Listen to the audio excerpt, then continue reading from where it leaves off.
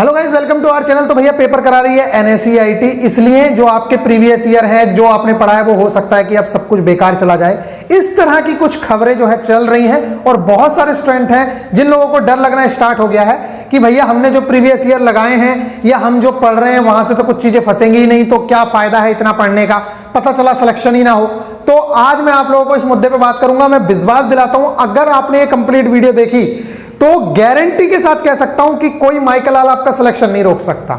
चाहे ये कंपनी छोड़ो, एनएसईआईटी, टीसीएस, कोई दुनिया की कोई भी कंपनी पेपर कराएगी ना तब भी आपका सिलेक्शन नहीं रोक सकता। लेकिन आपको कुछ चीजें फॉलो करनी होंगी और हां, ये बिल्कुल श्योर है कि कुछ चेंजेस देखने को मिलेंगे। लेकिन ये बात भी 99% श्योर है कि जितने पॉसिबल क्वेश्चंस बन सकते थे, जैसे साइंस में जितने मैक्सिमम क्वेश्चंस बन सकते थे वो टीसीएस बना चुकी है। 300 शिफ्ट में करीब उसने ग्रुप डी का एग्जाम कराया था, 300 शिफ्ट में। ठीक है, तो जितने पॉसिबल क्वेश्चंस थे वो लगभग बना चुकी है। अब मैं यहां पे सब्जेक्ट वाइज बात करूंगा कि इसमें क्या क्या बदलाव हो सकते हैं और आपको किन बदलाव के साथ लड़ने के लिए तैयार रहना है। देखो, कुछ इस तरह की चीजें देखी गई, ऐसा नहीं है कि नहीं देखी जाती। देखो, 2018 से पहले जो ग्रुप डी वगैरह के पेपर होते थे उसमें लूसेंट बुक से बहुत ज्यादा चीजें आती थी और जिस बच्चे की लूसेंट रटी होती थी उस बच्चे का सिलेक्शन कोई रोक नहीं सकता था। इस तरह की चीजें देखने को मिलती थी। लेकिन पैटर्न चेंज हुआ, उसमें एनसीईआरटी वर्ड सिलेबस में लिखा हुआ आया और एनसीईआरटी से क्वेश्चंस आना शुरू हुए। तो गाइस, उस दिन से कॉन्सेप्चुअल बेस्ड क्वेश्चन आना शुरू हुए तो बच्चों ने लूसेंट से लगभग नाता थोड़ा खत्म करना शुरू किया और वो एनसीईआरटी से जुड़ते गए या लेटेस्ट पैटर्न पे जो चीजें आती रही उन्हें देखते गए। लेकिन ये जो चीजें आई ये तो सब बाद में आई।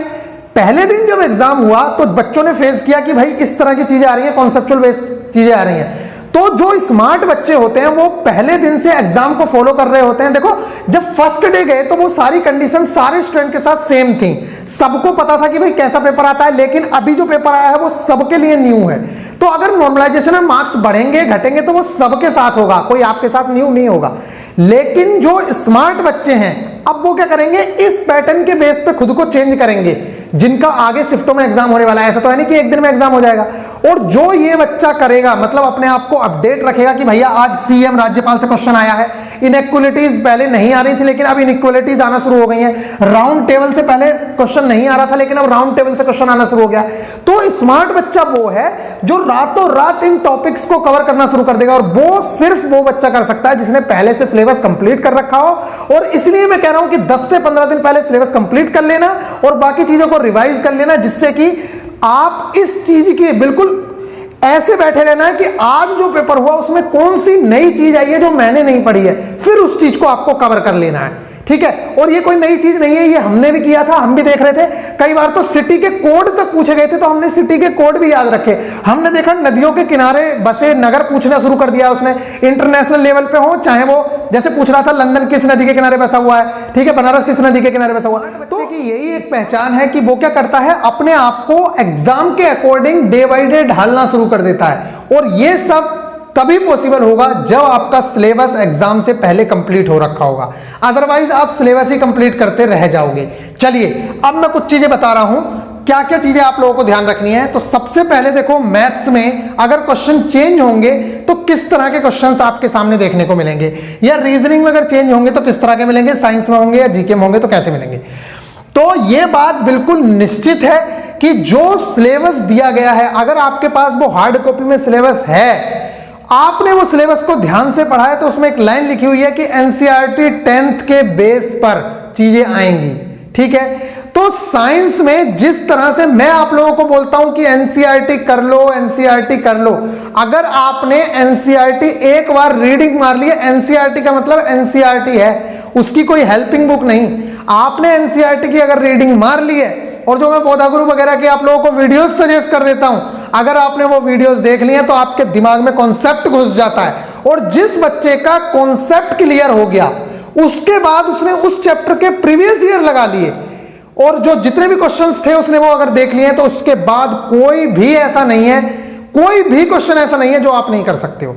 एक चीज का बहुत ज्यादा ध्यान देना, जैसे कई बार देखा होगा इंग्लिश में तो एक ही नाम होता है लगभग, लेकिन हिंदी में कई चीजों के कई नाम होते हैं। जैसे अपसारी लेंस है, अभिसारी लेंस है, लेंसों से रिलेटेड है, अम्ल है कुछ, ठीक है, जैसे हरा कसीस किसे कहा जाता है, इस तरह के बहुत सारे नाम हैं, लेकिन इंग्लिश में उनका लगभग एक ही नाम होता है। तो आप लोग एक बार ऊपर निगाह जरूर मार लें, क्योंकि क्वेश्चन में क्या कर सकता है वो ज्यादा से ज्यादा। देखो जितने क्वेश्चन पॉसिबल थे वो रेलवे ने बना लिए हैं। अगर आप साइंस के क्वेश्चंस लगा रहे होगे तो आपको पता होगा कि कितने सारे क्वेश्चंस एक एक चैप्टर से हम लोग लगाते हैं।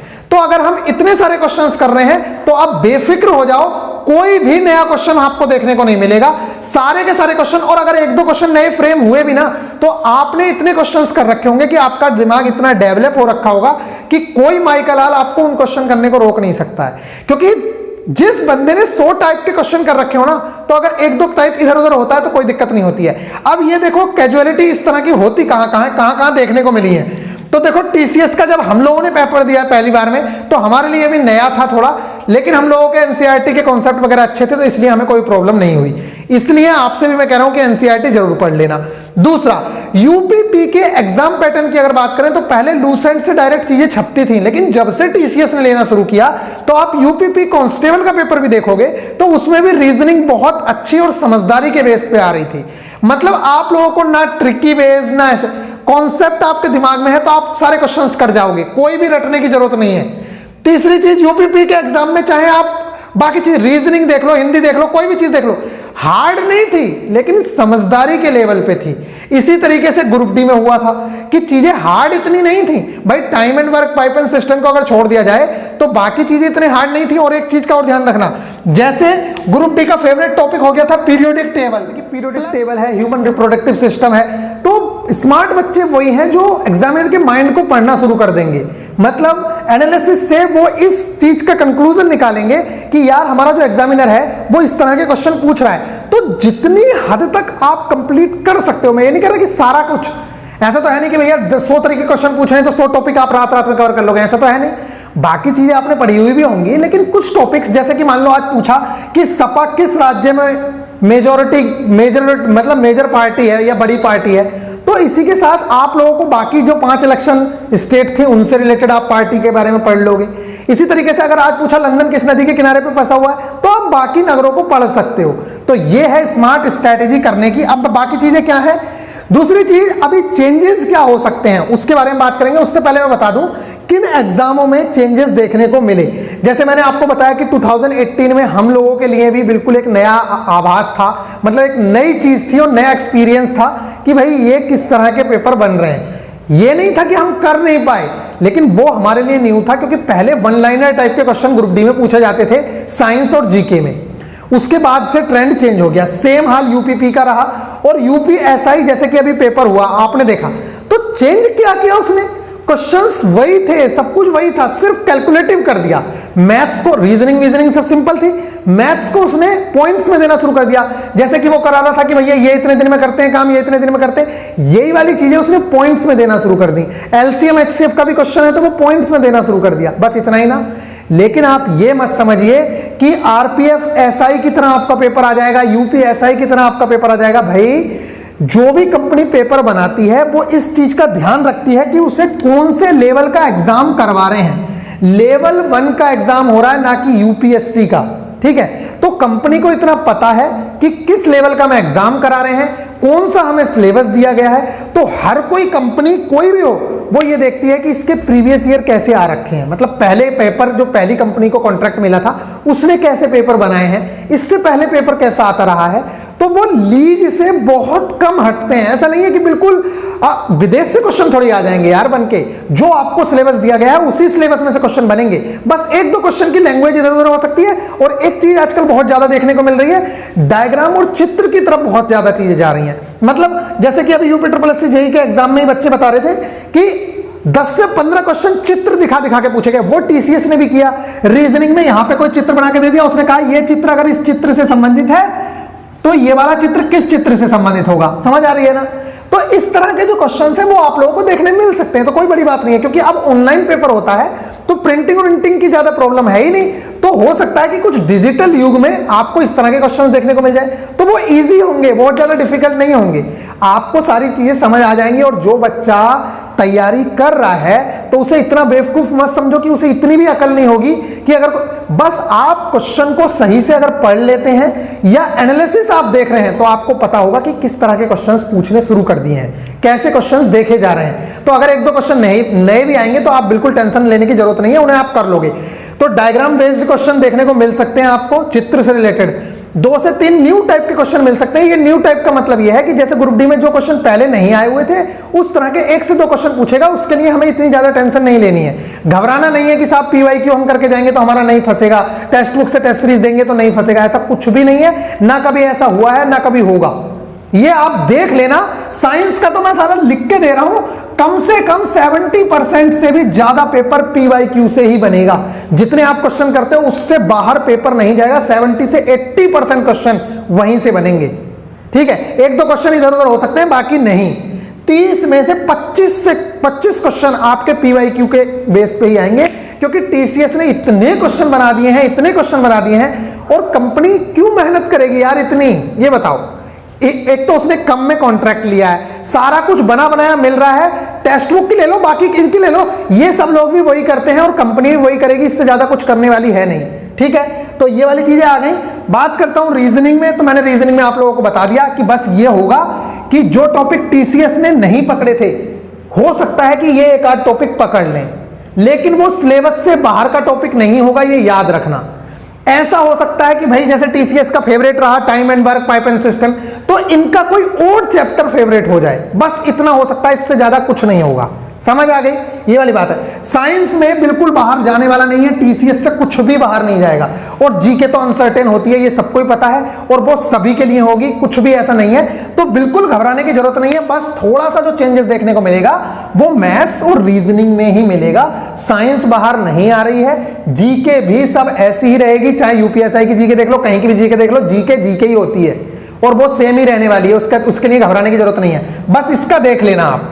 मैथ्स में वो 1-2 चैप्टर से किसी चैप्टर का ज्यादा वेटेज कर देंगे और किसी चैप्टर का कम वेटेज कर देंगे, ये TCS से डिफर करेगा। और रीजनिंग में भी एक आध चैप्टर को वो इंक्लूड कर सकते हैं, लेकिन वो याद रखना वो सिलेबस से बाहर नहीं होगा। इसलिए मैं कह रहा हूं syllabus plus concept plus PYQ ये आपके लिए मोर देन इनफ है, बिल्कुल घबराने की जरूरत नहीं है। कोई क्या कहता है इससे आपको मतलब नहीं होना चाहिए। आप अगर टेस्ट सीरीज दे रहे हो, यहां आपने टेस्ट सीरीज दी, ऑफलाइन आपने टेस्ट सीरीज दी, आपने PYQ देखे, हो जा रहा है तो कोई रोकने वाला नहीं है। अब मैं आप लोगों को कंक्लूजन के रूप में बताऊं, आपको करना बस इतना ही है, और हम भी इतना इंप्रूव कर सकते हैं। मैं ये नहीं कहूंगा RPF SI के क्वेश्चन शुरू कर दो। अब हम इतना करना शुरू करेंगे कि जैसे ही कोई टॉपिक किया उसके बाद आप PYQ देखो क्या आपसे वो हो रहे हैं। अगर हो रहे हैं बहुत अच्छी बात है। इसके साथ आप RPF SI के उस टॉपिक पे और RPF कांस्टेबल के क्वेश्चन सिर्फ देखोगे, कांस्टेबल के करना चाहो तो कर लो, SI के क्वेश्चन करने की आपको जरूरत नहीं है, क्योंकि कंपनी को पता है कि वो SI का लेवल है और आपका 10th लेवल है। ठीक है, तो ज्यादा घबराने की जरूरत नहीं है, बस इतनी चीजों का ध्यान रखना। बाकी मिलेंगे फिर नेक्स्ट वीडियो में, ख्याल रखिएगा। बस इतनी ही चीजें मैंने आप लोगों को बतानी थी, घबराना नहीं है। लोग ऐसा क्यों कह रहे हैं क्या नहीं, देखो मैं बोलना तो नहीं चाह रहा ज्यादा, हो सकता है कि न्यू बुक आ रही हो, कोर्स आ रहा हो, तो इस तरह से इररिलेवेंट टाइप के क्वेश्चंस करने का भी कोई फायदा नहीं है कि मैं आप लोगों को बहुत हाई लेवल के क्वेश्चन कराने शुरू कर दूं, तो उन क्वेश्चंस को करने से भी कोई बेनिफिट होने वाला है नहीं। ठीक है, तो गाइज आप अपने सिलेबस पे स्ट्रिक्ट रहिए, जो आपको सिलेबस दिया गया है PYQ करते रहिए, आपको उनसे बहुत बहुत ज्यादा बेनिफिट मिलने वाला है। ठीक है, बिल्कुल भी ऐसा नहीं है कि नए टाइप के क्वेश्चन बन जाएंगे, कोई विदेश से क्वेश्चन आने वाला नहीं है, ये बार बार बताने वाली चीजें नहीं है। बस आप लोग इतना समझ लो, बेफिक्र होकर के तैयारी करो, कोई भी कंपनी पेपर कराए रुकने वाला नहीं है। ठीक है, और पढ़ने वाले बच्चे का सिलेक्शन कोई भी कंपनी पेपर कराएगी तब भी होगा, ऐसा कोई रोकने वाला माइकल लाल नहीं है। टेक केयर, ख्याल रखिएगा अपना।